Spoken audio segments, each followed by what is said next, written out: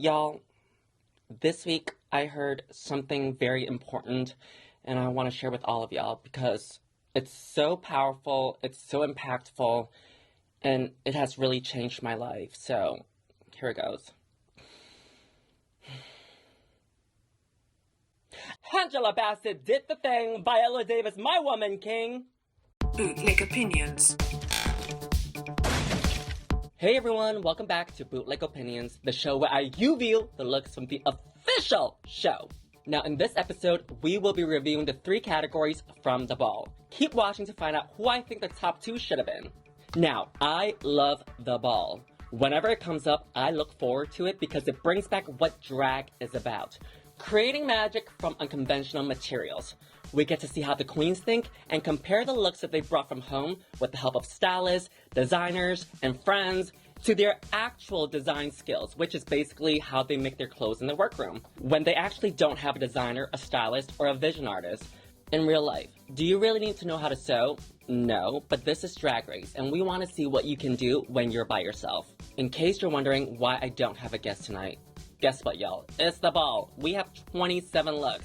So if I have a guest tonight, we'll be sitting here for at least 5 hours, which is also French for my guest canceled on me last minute and I didn't find a replacement. But not gonna lie, I am kind of low-key happy that my guest canceled on me because we scheduled the guests advanced and ahead of time that we don't know what the episodes are. So it just so happens that it's the ball, my guest canceled. Cha-ching! Yay! Have you ever been in a car accident, a slip and fall, injured at work, or any scenario that you want to be made whole again? Then sue! This video is sponsored by Morgan & Morgan, America's largest injury law firm. And I do mean largest. Most people feel really bad about suing other people, but the truth is, don't. For instance, you got hit by a car. You think you're suing the person that hit you? No, ma'am. You're actually suing the insurance company, and that company is sitting on top of billions of dollars. So girl, don't feel bad. As y'all know, I'm a bootleg queen, aka a budget queen, so money is always gonna be tight. And when it comes to suing, it can get pretty expensive because you do need the money up front. But with Morgan & Morgan, there's no upfront cost. If your case doesn't win you anything, then you pay nada. Zero, cero, zilch, ling. They are capable of spending millions on a case to see it through. They will fight for the best results for you. And they win a lot. With over 800 expert lawyers and counting, with each lawyer specializing in different kinds of cases. Because each case is unique in its own way and deserves its own lawyer specializing in that field. Again, your legal fee is free unless they win. You can check out Morgan & Morgan with the link below. You can also dial Pawn Law from your cell phone too. Now in this first category, the queens are required to pay tribute to Drag Race for their 200th episode. We first up have Mistress, serving you RuPaul's Season 1 promo look. The references are there, great fit, and looking good. I would have probably changed white boots just like Ru's original look to bring it up to the legs. And lastly, a helmet would have been cool to create a full fantasy. But nonetheless, this is a great look. Next up is Spice, serving McDonald's uniform. I'm not even kidding, like the first impression that I got from this look with the color coordinations and the hat was McDonald's. But overall, this is a cool look. I see the references with the stripes and the checkers, and I like how she incorporated that, especially on the shoes. Fabulous. But honestly, without the checker references, this would have looked like she's working a drive-thru. Next up is Luxx Noir London. I love it. Just like Spice, she made it into a shorter dress, but I feel like this one is a little bit more successful. Love the ginormous flag, love the thigh-high boots. These are the shoes that I envisioned Mistress to wear, by the way, that would have connected the whole look together without cutting the leg off. Overall, great look. This is a yes for me. Next up is Marcia. Lovely. Beautiful. Very Cindy Crawford, as she mentioned, but I can also see very Farrah Fawcett in this as well. It's almost like she's stepping out of an 80s magazine or a TV show from the 80s. This is gorge, but I did have an issue with the lines on the legs. If they were diagonal instead, this would have been a 100 for me. The helmet was a great addition to this look to jazz it up instead of it just being a bodysuit. Great runway, gave us drag instead of just a t-shirt, some leggings, and some shoes. Next up is Salina EsTitties. I like it! She looks so cool in this jumpsuit. These are the sort of lines that I see on Salina that could have been applied on Marcia so that it's not so boxy. Aesthetically wise, I don't like the black zipper going beyond the belt. I think that's too bold for me. What I would have liked, since she is adding a zipper over here, because of course she needs it a little bit lower so that she can jump in, is to extend the zipper all the way down to her coochie. So it seems like it's done intentional, so that it becomes more of a style instead of just being put there because she has to, because that's the only way for her to get in. So I would have loved for her to incorporate the zipper as part of the styling for the outfit. I also think that a black car wheel would have been cool to add to this, because she was doing a lot of driving car movements, so a wheel would have been cool. But overall, this is a very cool look. Get it? Cool, because it's blue. Next up is Malaysia Babydoll Foxx. I'm gonna start off with the positive, which is the helmet and the hair. The rest, not really doing it for me, unfortunately. To have the shiny silver piece in the middle of the waist, I don't think that's a very good idea, because then it becomes bold, right? It stands out. And I think what she's trying to do is to create an hourglass figure, because she is corseted and padded to try to serve an hourglass figure. But now over here, what she's trying to do, it just defeats the purpose. Second of all, the patches at the top, too few of them. The stones, too few of them. It just looks unfinished. They don't really stand out. The fabric choice, not a good one. Too thin. We can see the undergarments. This, unfortunately, was a no for me. Next up is Loosey, serving you Barbie on wheels. Cool idea, especially with the helmet and the curly wig that she has coming out. Very camp. I have mixed feelings with this. On one hand, I like it because it's fun. But then on the other hand, it seems like it needs to be edited down a little bit. There's just a lot of things going on. We got lace, we got sequin, we got metallic, we got paper/plastic for the hair. There's just a lot of different materials combined together to make one look. I would have loved the boots/boot covers the same material as the bodysuit so that there's cohesion. Already, we have two different materials. Also, the pink on the helmet is a different shade of pink as the bodysuit. And then for the heart, she used lace.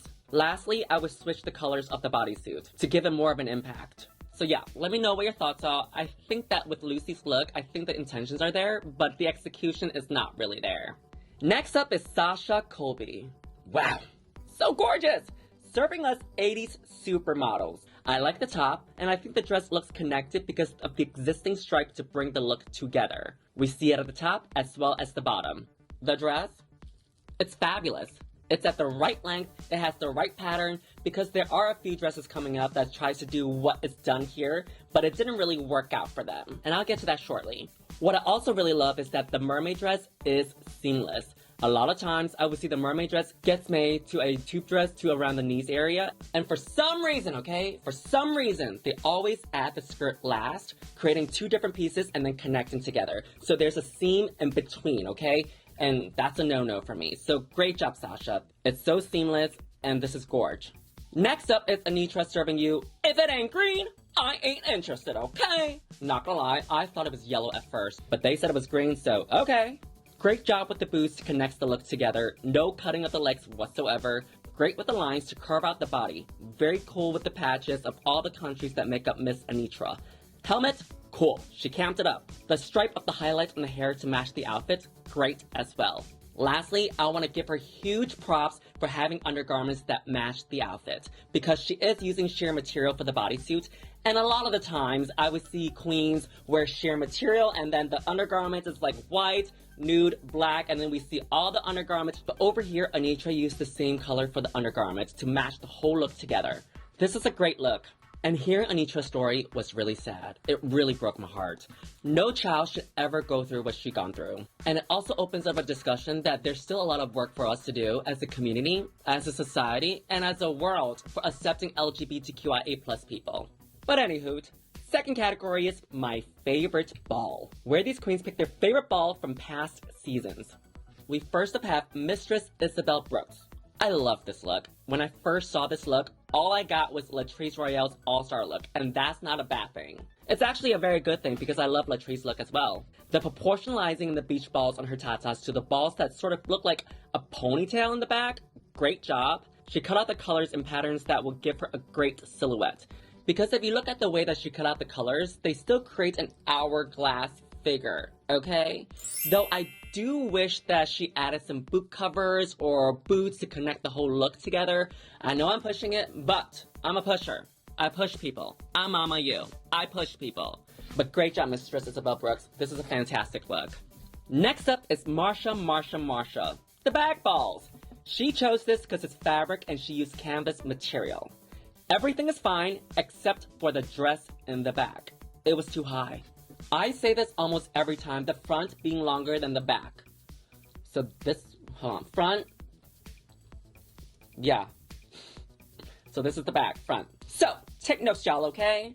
So here's what happened. And yes, I even brought some samples to give a better demonstration. So here's what happened. She made the front and the back the same length, okay? That is problem number one. After you put your paddings on and you got your butt in the back pushes up even more, making the front longer than the back. To avoid this, make the back longer than the front so that when you got your padding in the back, this comes up and then voila, they're even.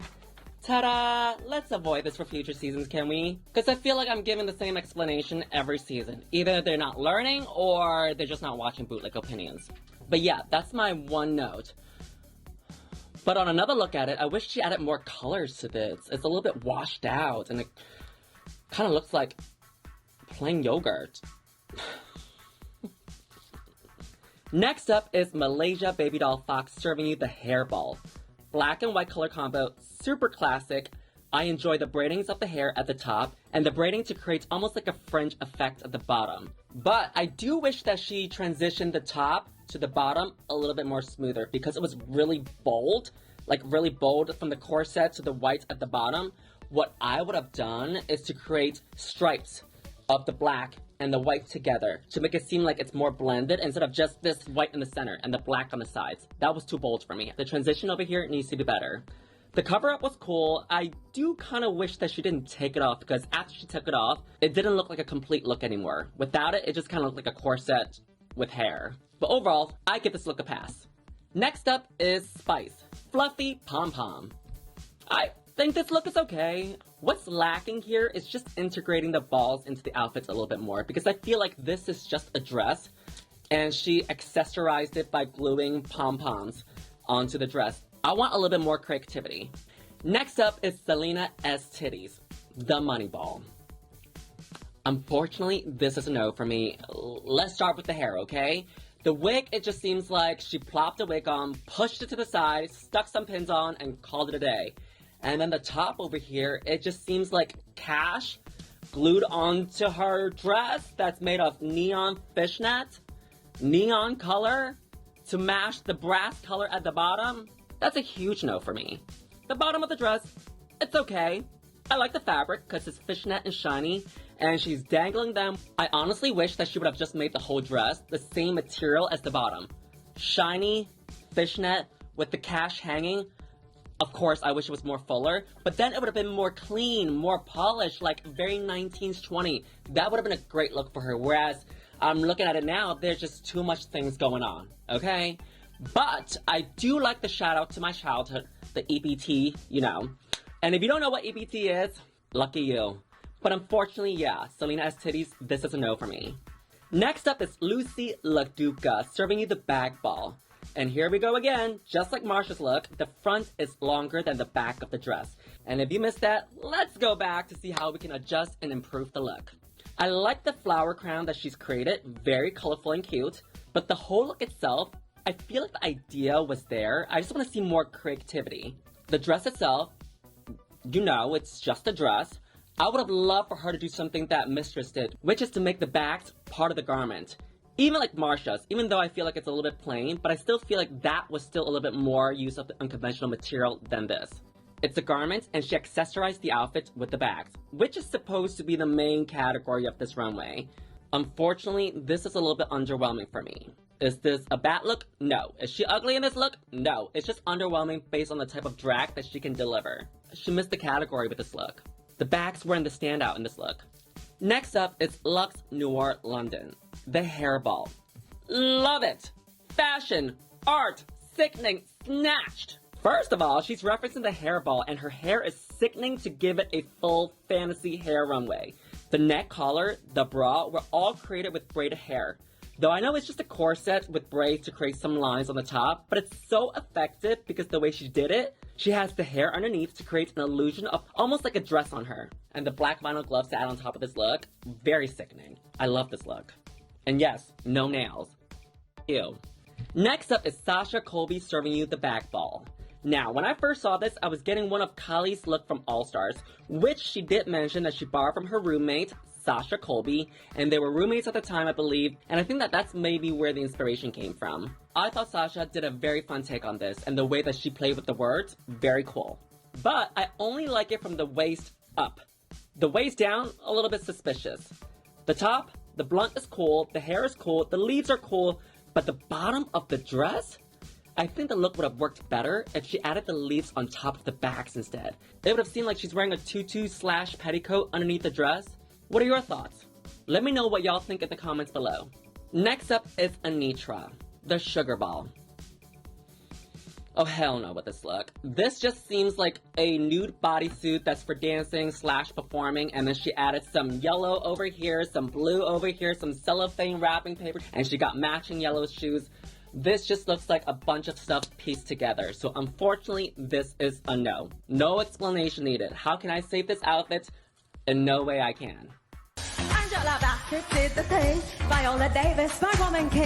The last category is Crystalized Eleganza, and we first up have Mistress Isabelle Brooks. This is beautiful. Pageantry and sticking to who she is.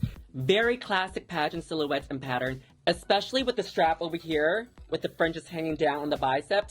Very gorgeous. The dress is at the right length, and the flowiness in the back of the dress is great as well. Great job, Mistress Isabelle Brooks. Next up is Spice. And what are my thoughts on this? I'm actually okay with this. It's a bit simple, but I was cool with it. It's not ugly or anything. Though the top over here, it's a little bit low because she made the straps a little bit too long, so it ended up being too low. The details with the crystals on the top was cool. The lacing on the dress was cool as well. Though I can see why the judges would put her in the bottom because they have seen this type of look from her many times. So it's not exciting for them. Next up is Marcia, and she looks like she's a dancer for a Christmas show or something. Though I do want her to cut a few more inches off the stockings so there's more room between the leotard and the stockings. And also, extend the crystals from the neck to the shoulders. That would have been really cool to give her some shoulder pieces, as well as add some of the crystals on this waist as well. That would have been really cool, but not a bad look. Next up is Malaysia Babydoll Foxx. When she first appeared on the runway, we see her holding these two pieces of fabric.